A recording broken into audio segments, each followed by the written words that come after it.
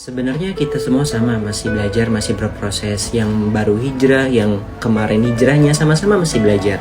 Dulu tuh kalau Ana di pondok belajar awal tuh tentang hati yang melahirkan iman, terus tauhid tentang sholat. Nah pertanyaannya, bagaimana kita biar dapat ilmu-ilmu seperti itu, sedangkan kita tuh nggak di pondok gitu. Nah itu solusinya, maka nasihat dari guru saya Agim yang pertama, seringlah berkumpul dengan orang soleh. Ya ayyuhalladzina amanu wa kunu ma'as shodiqin.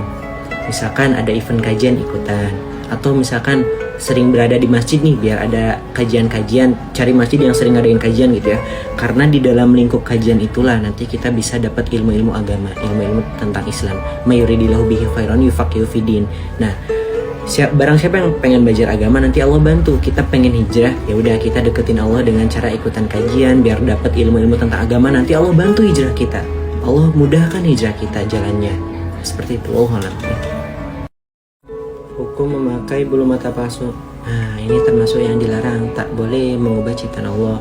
Dalilnya dalam surat An-Nisa 119, fala yughayyirunna khalqallah. Bulu mata itu termasuk yang tak boleh, pakai bulu mata palsu maksudnya. Dengan alasan apapun, pengen terlihat lebih cantik, pengen terlihat lebih lentik misalkan, tak boleh. Bahkan satu riwayat menjelaskan seorang istri pengen menghibur suaminya nih, terus pakai bulu mata palsu biar terlihat cantik, itu pun tak boleh. Jadi kalau misalkan kita udah tahu hukumnya tapi tetap masih dipakai, nah hati-hati, nanti kita termasuk orang yang menyepelekan hukum agama gitu. Nantinya takutnya jadi dosa. Dulu juga anak tuh ngomong di depan banyak orang tuh nggak lancar, mungkin efek dari grogi gitu ya, jadi suka bingung mau ngomongin apa, kadang suka nggak sesuai dengan tema gitu, ngomongnya tuh kemana-mana. Tapi ya gak apa-apa, berproses aja, namanya juga belajar gitu ya. Nah akhirnya diperbaiki dulu tuh, karena nasihat dari orang tua dan guru. Pertama, banyak-banyak baca buku. Yang kedua, banyak-banyak dengar ceramah. Yang ketiga, banyak-banyak praktekin. Kalau Ana suka ke teman-teman Ana, di depan teman-teman nih misalkan, dengerin nih, Ana mau ngebahas tentang tahajud misalkan, depan teman-teman ngebahas tentang tahajud, makin sering nanti banyak jam terbang, makin keasah nanti juga keingatan kita sama cara ngomong kita juga gitu. Bahasa-bahasa yang diperlukan nanti ketika ngomong di depan banyak orang, nanti keasah-asah juga. Seperti itu. Jadi ya wajar sih kalau misalkan gak lancar untuk awal-awal, tapi insya Allah kedepannya makin banyak jam terbang, makin lancar, nanti pun akan berprogres sendiri.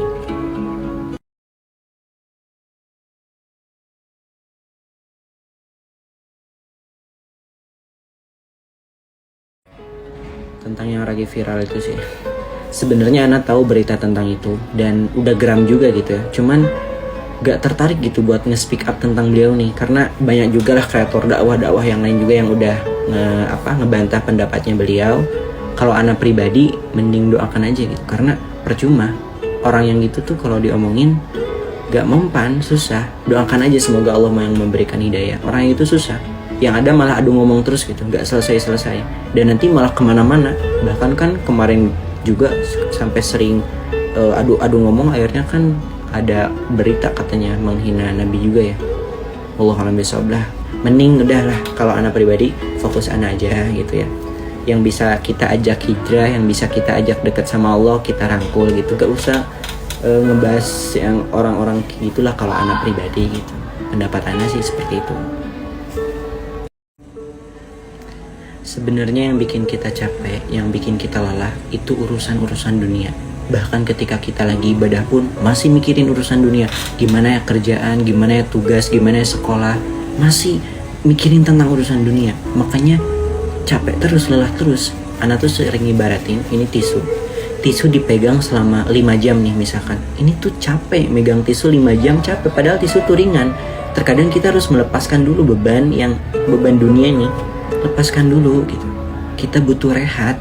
Rehatnya kalau di dalam Islam itu adalah ibadah. Obat hati itu adalah ibadah. Nah terkadang urusan dunia tuh kita mesti lepaskan dulu gitu. Rehat dulu, jiwa kita ini ibadah dulu. Fokus ibadah pun jangan mikirin urusan dunia. Setelah semuanya udah refresh, tenang, baru kerjakan lagi urusan dunia. Nanti kalau udah mulok lagi, lepas lagi, ibadah lagi gitu.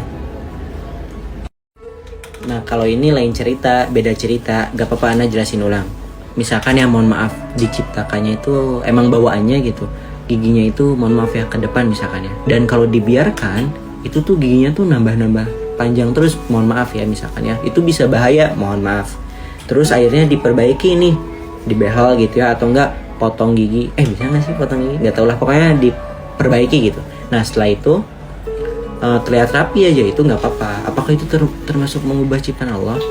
Nggak termasuk ya, meskipun ciptanya kan seperti itu, cuman karena bahaya takutnya jadi kenapa-napa akhirnya diperbaiki, nggak apa-apa. Ada juga orang-orang yang bulu matanya tuh bisa manjangin gitu dan suka kadang ketutup gitu ya, bola mata yang atasnya tuh, itu nggak apa-apa, potong aja, dirapihin gitu biar bisa melihat lebih jelas lagi kayak gitu. Intinya kalau darurat it's okay, yang gigi juga nggak apa-apa. Was-was itu adalah godaan atau bisikan dari setan yang mengganggu pikiran kita. Yuwaswisu fi sudurinas, dalam surat An-Nas. Misalkan, aduh udah lulus sekolah, kerja di mana ya? Aduh masa depan gimana ya? Aduh kuliah gimana ya? Aduh kayaknya masa depan nggak akan benar nih. Udah tersiksa sekarang gitu. Padahal belum terjadi, tapi tersiksanya sekarang. Dan biasanya ini tuh was-was itu terjadi kalau kita lagi ibadah. Misalkan lagi sholat, Allahu Akbar. Lapar makan apa ya? Aduh, tugas udah belum sih? Aduh tadi tuh aku tuh udah ngebales chat dia belum ya? Aduh, kok tiba-tiba pengen pipis, pengen kentut? Banyak banget godaannya, nggak fokus ibadah. Itu was-was. Maka obatnya dalam surat An-Nahl. Fasta'in billahi minasyaitonir rajim. Fasta'in billahi minasyaitonir rajim. A'udzu billahi minasyaitonir rajim. Berlindung dari syaitan yang terkutuk, godaan syaitan yang terkutuk. Ta'uz, kalau ada pikiran-pikiran gitu, ta'uz. Obatinya seperti itu, ta'uz gitu.